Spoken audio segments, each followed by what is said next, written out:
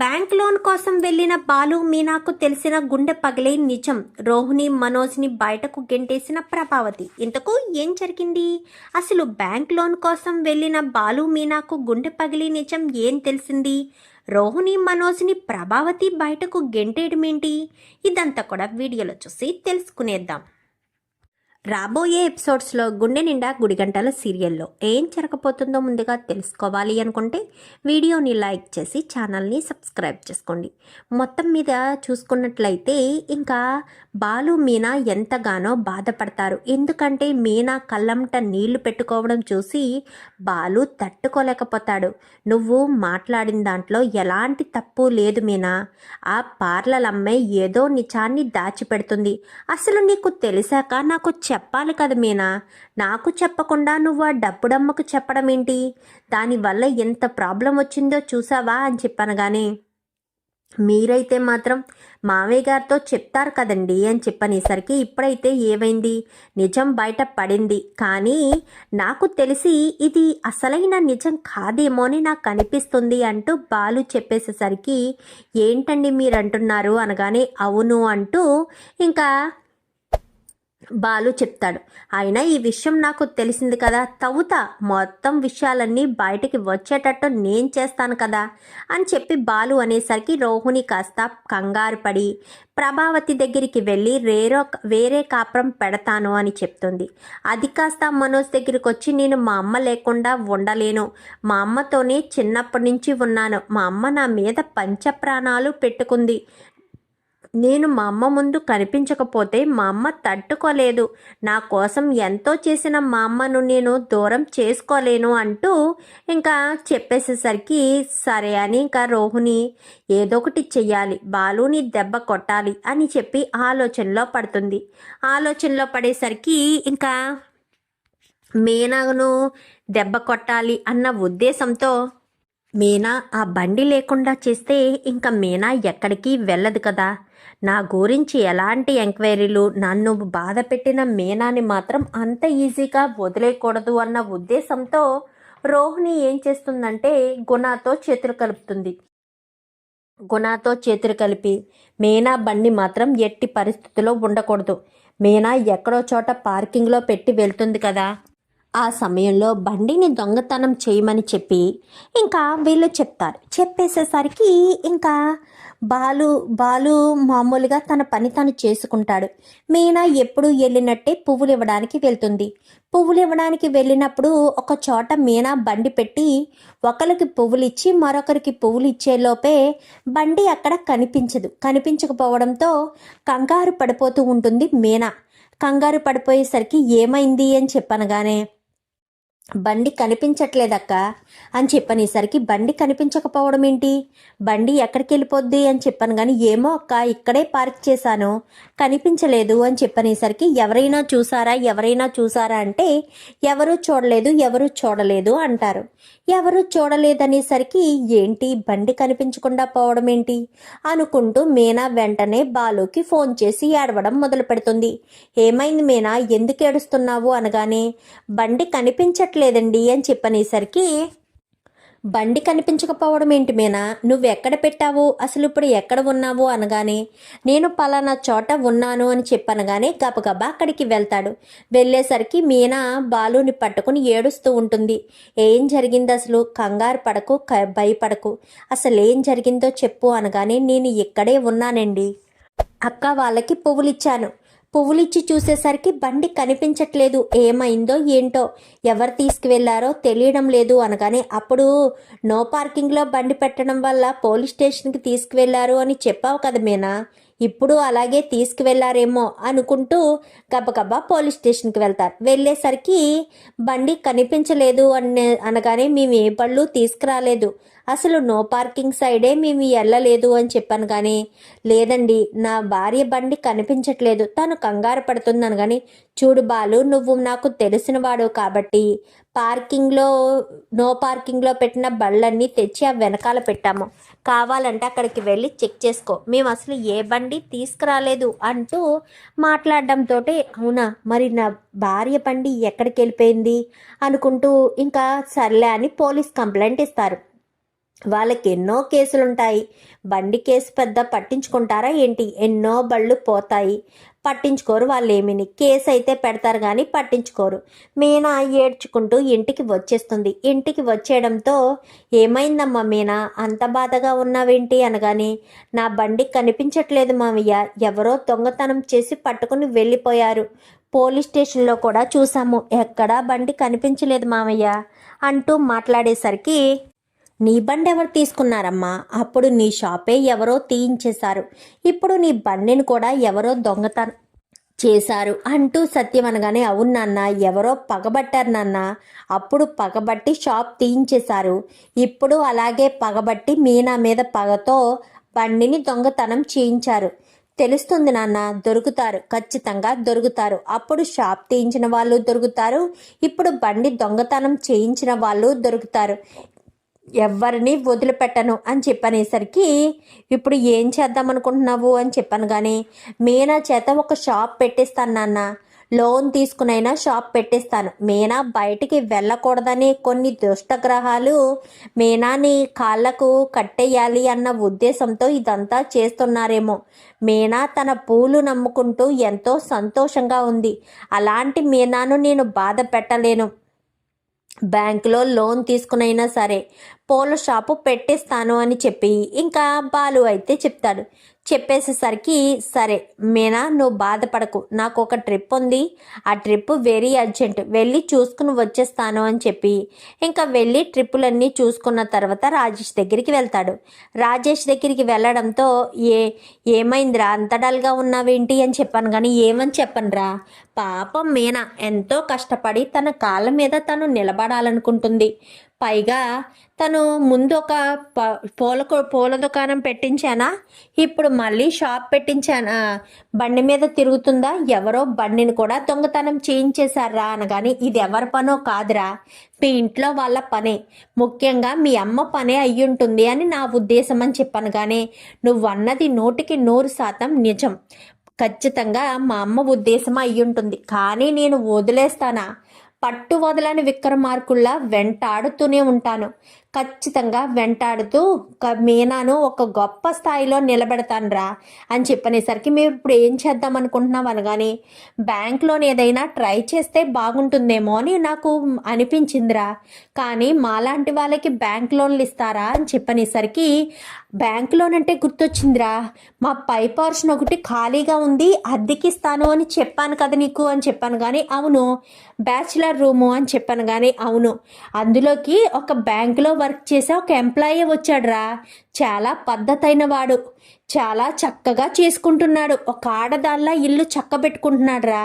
అతని ద్వారా ఏదైనా మనం సహాయం పొందగలమేమో, ఒక్కసారి అతనితో మాట్లాడి చూస్తే అతను ఏమైనా హెల్ప్ చేస్తాడేమో కదా అని చెప్పనేసరికి, అవును నువ్వు చెప్పింది నిజమే, తను హెల్ప్ చేసే అవకాశం ఉంది. ఇప్పుడు అతను ఎక్కడుంటాడు అనగాని, ఇప్పుడు ఎక్కడుంటాడు, బ్యాంకులో ఉంటాడు, సాయంత్రం 5 దాటితే ఇంటికి వచ్చేస్తాడు, ఇంకా ఎక్కడికి వెళ్ళడు, మళ్ళీ మరుసటి రోజు బ్యాంక్ సమయానికి తప్ప అని చెప్పనేసరికి, అయితే అతను వచ్చేసరికి 5 అవుతుంది కదా, మనం 6 అయ్యేటప్పటికి వాళ్ళ ఇంటికి వెళ్ళి మాట్లాడదామని చెప్పాను. కానీ మా ఇంటి పైనే రా అని చెప్పనేసరికి, సరే సరే అని చెప్పి ఇంకా ఇద్దరు మాట్లాడుకునేసరికి ఇంకా మీనా ఏడుస్తూ ఉండడం చూసి, సత్యం బాలు ఎక్కడ రా అని చెప్పనేసరికి, నాకు కొంచెం పనుంది నాన్న, రావడానికి సమయం పడుతుంది, ఏమైంది నాన్న, ఏం జరిగింది అని చెప్పనగానే, మీనా బాగా బాధపడుతుందిరా, ఏడుస్తుందిరా, అందుకు నువ్వు వస్తావని అనేసరికి, మీనానే మాత్రం బాధపడొద్దని చెప్పు, మీనా ముఖంలో సంతోషం చూడడం కోసమే నేను ఇంత తాపత్రయపడుతున్నాను, మీనాకు ఎలాంటి బాధ లేకుండా చేయడం కోసమే నేను ఇంత కష్టపడుతున్నాను, మీనాను బాధపడొద్దని చెప్పు అని చెప్పనేసరికి, సరే అని ఇంకా ఏంట్రా అని చెప్పాను. కానీ మీనా బండి దొంగతనం చేశారు కదా, దాని గురించి పోలీస్ స్టేషన్లో కంప్లైంట్ ఇచ్చాము అనగానే, కంప్లైంట్లు ఇచ్చినా వాళ్ళు ఏం పట్టించుకుంటారా, వాళ్ళకి బోల్డ్ కేసులు ఉన్నాయి, ఈ బండి కేసే పట్టించుకుంటారా, వేరే కేసులు పట్టించుకుంటారా, పైగా రికమెండేషన్లు చేస్తేనే కేసులు సాల్వ్ అవుతాయి అని చెప్పనేసరికి, అందుకే మీనా చేత ఒక పూల షాపు పెట్టించాలి, అదే నేను కోరుకుంటున్నాను అనగానే, సరే సరే టైం ఇప్పుడు 5:30 అయింది, పద మనం ఒక టీ తాగి అట్నుంచటే మనం ఇంటికి వెళ్దాము అని చెప్పి ఇద్దరు కూడా టీ తాగడానికి వెళ్ళి, అతను ఒప్పుకుంటాడంటావా అనగానే, వెళ్ళి మాట్లాడితేనే కదరా ఒప్పుకుంటాడో ఒప్పుకోడో, హెల్ప్ చేస్తాడో చేయడో చూసేది అని చెప్పనేసరికి, సర్లే అంతా భగవంతుడే చూసుకుంటాడు అని చెప్పి ఇంకా టీ తాగి జాయిగా ఇంటికి వెళ్తారు. ఇంటికి వెళ్ళేసరికి అతను వచ్చాడమ్మా అనగానే, ఎవరన్నయ్యా అని చెప్పనేసరికి, అదే మన పైనుండే హౌస్లో ఉండే అతను అనగానే, ఎప్పుడో వచ్చేసాడు, నీకు తెలుసు కదన్నయ్య టైం టు టైం మెయింటైన్ చేస్తాడని అని చెప్పనేసరికి, సరే సరే అని ఇంకా అక్కడి నుంచి కాస్త పైకి వెళ్ళి సార్ సార్ అని పిలిచనేసరికి వెళ్ళి, ఏంటి రాజేష్ గారు ఇలా వచ్చారు అనగానే, నేను మీతో మాట్లాడాలి సార్, ఇతను నా ఫ్రెండ్ బాలు అనగానే, నమస్కారం అండి అని చెప్పనేసరికి, రండి లోపలికి రండి అని చెప్పనగానే లోపలికి వెళ్ళి కూర్చుంటారు. ఇప్పుడే ఉండండి అంటూ కాఫీ చేసి తెచ్చేసరికి, అయ్యో మీ ఇప్పుడే టీలు తాగి వచ్చాం సార్ అని చెప్పని కానీ, అవునా సరే ఏ పని మీద వచ్చారు, ఏ పని మీద దేని గురించి వచ్చారు అని చెప్పాను కానీ, నేను మీతో కొంచెం సేపు మాట్లాడాలి సార్ అని చెప్పనేసరికి ఇంకా కూర్చున్న తర్వాత, మా ఆవిడ ఒక పూల షాపు పెట్టుకుందండి. ఆ పూల షాపుని కార్పొరేషన్ వాళ్ళు తీసేశారు.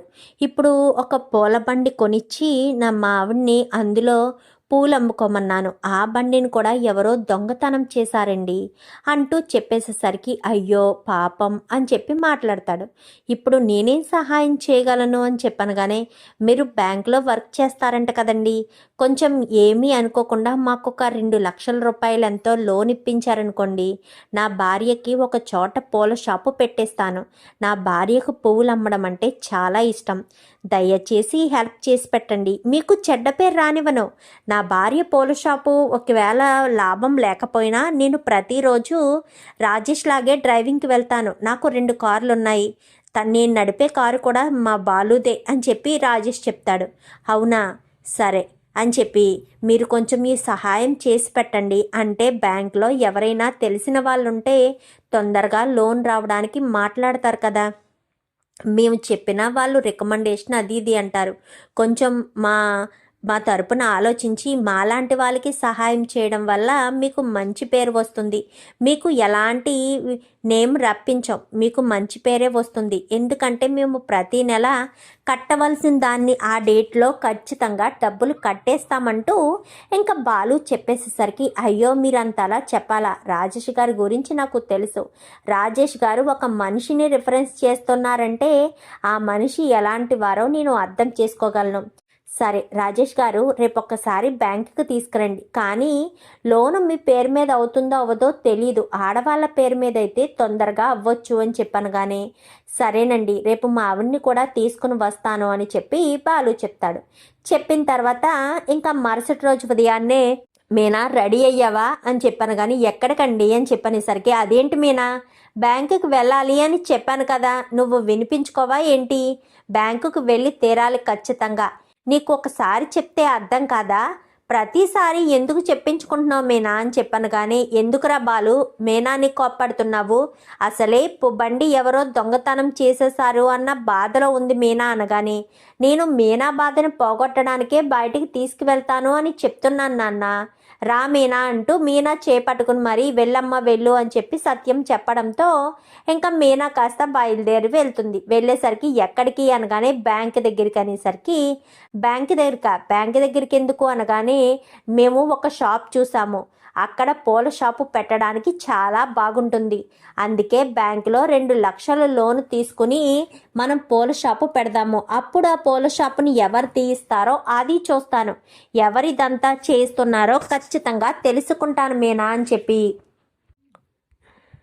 ఎందుకండి మళ్ళీ నాకు పూల షాపులు అది పెట్టించడం, ఇప్పుడు మళ్ళీ పూల షాప్ పెట్టేస్తే 2 లక్షలు, ఇప్పుడు మళ్ళీ ఆ షాపు ఎవరొకరు తీయించారే అనుకోండి, మళ్ళీ అది కూడా మీ నెత్తి మీదే పడుతుంది అని చెప్పాను. కానీ అలా ఎలా వదిలేస్తాను మీనా, నిన్ను ఇంట్లో కూర్చోబెట్టాలని వాళ్ళు అనుకుంటుంటే నేను అంత ఈజీగా ఎందుకు వదిలేస్తాను, వాళ్ళ పంతాన్ని ఎందుకు నెగ్గించాలి అనుకుంటాను, నా పంతమే నెగ్గాలి, నేను అనుకున్నది చెయ్యాలి అంటూ బాలు కాస్త బ్యాంకు దగ్గరికి తీసుకెళ్తాడు. అక్కడ రాజేష్ ఉంటాడు. అన్నయ్య నువ్వు అని చెప్పనేసరికి బ్యాంకులో పనిచేసి అతను రాజేష్ ద్వారానే తెలుసు, అందుకే రాజేష్ గారిని కూడా రమ్మన్నాను అని చెప్పాను. కానీ బాలు మీనా ఇద్దరు కూడా లోపలికి వెళ్తారు. నమస్కారం సార్ అని కానీ, వచ్చారా మీ వైఫ్ని తీసుకొచ్చారా అని చెప్పనేసరికి తీసుకొచ్చానండి అని చెప్పాను. కానీ నమస్కారం సార్ అని చెప్పనేసరికి, నమస్తే అమ్మా, నీవేనా లోన్ పెట్టాలనుకుంటున్నావు? పూల షాపు నువ్వే పెడతావా? సుమారు రోజుకి ఎంత వస్తుంది అంటూ మొత్తం చెప్పేసేసరికి, రోజుకి ఒక 1000 రూపాయలు 1100 దాకా మిగులుతుంది సార్, పెట్టుబడి అంతా కూడా పోను అని చెప్పి మాట్లాడేసరికి, అవునా సరే లోన్ ఎంత కావాలి అని చెప్పాను. కానీ ఒక 2 లక్షల వరకు లోన్ కావాలి అని చెప్పి బాలు చెప్తాడు.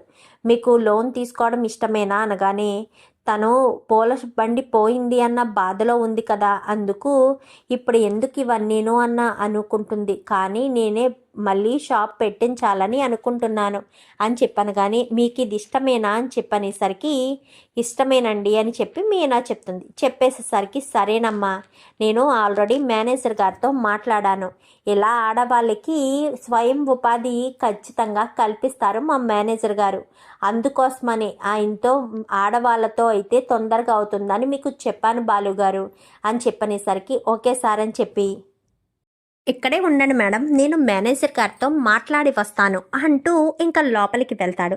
ఇంకా అలా లోపలికి వెళ్ళిన తర్వాత, వాళ్ళు వచ్చారు సార్ అని చెప్పనేసరికి, అవునా లోపలికి రమ్మను అనగానే, ఇంకా బాలు మీనా ఇటు రాజేష్ మొత్తం ముగ్గురు వస్తారు. ముగ్గురు వచ్చేసరికి, అమ్మ నువ్వు ఇంతకుముందు పూల షాప్ పెట్టాను అని చెప్తున్నావు కదా, ఎంత వస్తుంది రోజుకి అని చెప్పాను. కానీ సార్ సుమారుగా నేను పెట్టిన పెట్టుబడి పోను ఒక 1000-1100 వరకు మిగులుతుంది అని చెప్పనేసరికి, మరి నీకు షాప్ పెడితే ఆ ఏరియాలో షాప్ అంతలా లాగుతుందంటావా అని చెప్పాను. కానీ సార్ మీ లోనుకి ఎలాంటి ఇబ్బంది ఉండదు, నేను కారు నడుపుతాను, నాకు 2 సొంతంగా కార్లు ఉన్నాయి, దాని ద్వారా అయినా సరే నేను ఏదో రకంగా మీ బాగే తీర్చేస్తాను. మాకు 2 లక్షలు లోన్ ఇప్పిస్తే నా భార్యను అనగతొక్కాలని చాలామంది చూస్తున్నారు, కానీ నా భార్య తన కాళ్ళ మీద తను నిలబడాలని కష్టపడి పని చేసుకోవాలని అనుకుంటుంది అని చెప్పనేసరికి, బాగుందయ్యా బాలు, నీ ఆలోచన విధానం బాగుంది, నువ్వు నీ భార్యకి ఇచ్చే సపోర్ట్ కూడా నాకు బాగా నచ్చింది. సరే 2 లక్షలకి లోను శాంక్షన్ చేస్తాను మేనేజర్ అని చెప్పాను. కానీ సార్ చెప్పండి సార్ అని చెప్పనేసరికి, ఇంకా వీళ్ళు పేపర్స్ అన్నీ కూడా చేసేసి ఫ్లవర్స్ షాప్ అని పెట్టు, నేను అప్రూవల్ చేస్తాను మీకు ఒక 15 రోజుల్లో వస్తుంది బాలు అకౌంట్కి డబ్బు, నీకు అకౌంట్ ఉందమ్మా అని చెప్పాను. కానీ ఉంది సార్ అని చెప్పనేసరికి, ఒక 15 రోజుల్లో నీకు అమౌంట్ పడుతుంది, నేను ఇప్పుడు అప్రూవల్కి ఇస్తాను అని చెప్పాను. కానీ సరే సార్ థ్యాంక్ యూ సార్ అని చెప్పనేసరికి, సరే వెళ్ళి సంతకాలు అవి పెట్టించుకో అని చెప్పాను. కానీ సరే సార్ అని చెప్పి ఇంకా బయటికి వచ్చేస్తారు. వీళ్ళు ఇలా సంతకాలు పెడుతూ ఉన్న సమయంలో రోహిణి మనోజ్ ఇద్దరు కూడా బ్యాంక్ మేనేజర్ దగ్గరికి లోపలికి వెళ్తారు. లోపలికి వెళ్ళడం రాజేష్ చూస్తాడు. ఒరే బాలు బాలు అని చెప్పి పిలిచి చూపించేసరికి, వాళ్ళిద్దరూ లోపలికి వెళ్ళడం చూసి, ఇదేంట్రా మీ అన్నయ్య వదిన ఎక్కడికి వచ్చారు అని చెప్పి అనుకుంటూ ఉండగానే, ఎవరు వాళ్ళు మీకు తెలుసా అని చెప్పనగానే, మీకు తెలుసా అని చెప్పనేసరికి, వాళ్ళకి ఈ బ్యాంక్ అకౌంట్లో 40 లక్షల అమౌంట్ ఉంది, మొన్ననే ఒక 25 లక్షలు తీసుకున్నారు, మరొక 20 లక్షల దాకా డబ్బులు ఉన్నాయి అని చెప్పనేసరికి ఒక్కసారిగా బాలు షాక్ అయిపోతాడు. ఏంటి 45 లక్షలు ఉన్నాయా వాళ్ళకి అనగానే, అవును అని చెప్పనేసరికి, ఏంట్రా 45 లక్షలు మీ అన్నయ్యకి ఉండడం ఏంట్రా, కొంపదీసి ఎవరో డబ్బులు తీసుకువెళ్ళిపోయారు అని చెప్పారు కదా, ఆ డబ్బులు మీ అన్నయ్యే దాచుకున్నాడా ఏంటి అని చెప్పనగానే, సార్ కొంచెం ఏమనుకోకపోకుండా ఆయన మా అన్నయ్యే, ఆయనకి అమౌంట్ ఎప్పుడు పడిందో ఎలా పడిందో ఒక్కసారి చెక్ చేసి చెప్పగలరా అని చెప్పనేసరికి, అది అనగానే, సార్ ప్లీజ్ సార్ అని చెప్పాను. కానీ ఒక్క నిమిషం అని చెప్పి వెంటనే తన సిస్టమ్ ఓపెన్ చేసి సిస్టంలో చెక్ చేస్తాడు. చెక్ చేసేసరికి, పలానా డేట్లో కల్పన అనే వ్యక్తి నుంచి ఈ అమౌంట్ వీళ్ళకి ట్రాన్స్ఫర్ అయింది అని చెప్పాను. కానీ కల్పన మీ అన్నయ్యని మోసం చేసింది కల్పనే కదండి అని చెప్పనేసరికి, అవును కదా, అంటే తను డబ్బులు ఇచ్చేసిందనమాట, 40కి బదులు 45 లక్షలు తీసుకున్నారన్నమాట అని చెప్పి ఇంకా డేట్ చెప్పేసరికి, ఒరే బాలు, ఆ రోజును మీనా బండి ఏదో నో పార్కింగ్లో పెట్టిందని పోలీస్ స్టేషన్కి తీసుకెళ్లారని చెప్పారు కదా, ఆ రోజే కదా అని చెప్పాను. కానీ అవును ఆ రోజే. అంటే మీనా ఆ రోజే వీళ్ళు డబ్బులు తీసుకున్నారా? అంటే వాళ్ళ నాన్న ఇచ్చాడు అని చెప్పి దీంట్లోకి తీసుకొచ్చిన చెప్పారు కూడా, అది ఆ రోజే అని చెప్పాను. కానీ అంటే ఇప్పుడు అంతా అర్థమవుతుందిరా, మీ అన్నయ్య మిమ్మల్ని మోసం చేశాడు అనేసరికి, సరే సార్ ఏమనుకోకుండా కొంచెం ఈ స్టేట్మెంట్ మాకు ప్రింట్ తీసి ఇవ్వగలరా? మా అన్నయ్య మా నాన్న పిఎఫ్ డబ్బులు మొత్తం తీసుకుని ఆ డబ్బుల విషయం మాకు చెప్పకుండా మమ్మల్ని మోసం చేస్తున్నాడు. మా నాన్నకు మేము 4 పిల్లలం, మాకెవ్వరికి కూడా ఆ విషయం తెలియదు. మా అన్నయ్య మాత్రమే మా అందరికీ మోసం చేసి ఈ రకంగా చేశాడు. దయచేసి ఆ స్టేట్మెంట్ ఇవ్వగలరా అని చెప్పనగానే సరే అని వెంటనే ప్రింట్ తీసి ఆ స్టేట్మెంట్ కాస్త ఇస్తాడు. ఇచ్చేసరికి దొరికావరా మనోజ్, నీ పని చెప్తానుండు అని చెప్పి బాలు కాస్త మీనా అయ్యిందా అనగానే అయిపోయిందనేసరికి, ఓకే సార్ మీకు ఒక 15 రోజుల్లో అకౌంట్లో పడతాయని జనరల్ మేనేజర్ గారు చెప్పారు కదా, ఓకే అని చెప్పాను. కానీ చాలా థ్యాంక్స్ సార్, మీరు చేసిన సహాయం ఈ జన్మలో మర్చిపోలేను, మీకు మాత్రం ఎట్టి పరిస్థితుల్లో చెడ్డ పేరు రానివ్వము అంటూ మాట్లాడేసి అక్కడి నుంచి కాస్త వచ్చేస్తారు. వచ్చేసిన తర్వాత సరాసరి ఒరే రాజేష్ నువ్వు వెళ్ళరా, నాకు పనుంది అని చెప్పి బాలు సరాసరి ఇంటికి వెళ్ళి సత్యానికి ఆ స్టేట్మెంట్ ఇచ్చి సత్యానికి మొత్తం విషయం అంతా కూడా చెప్తాడు. చెప్పేసేసరికి ఈలోపు రవి వస్తాడు.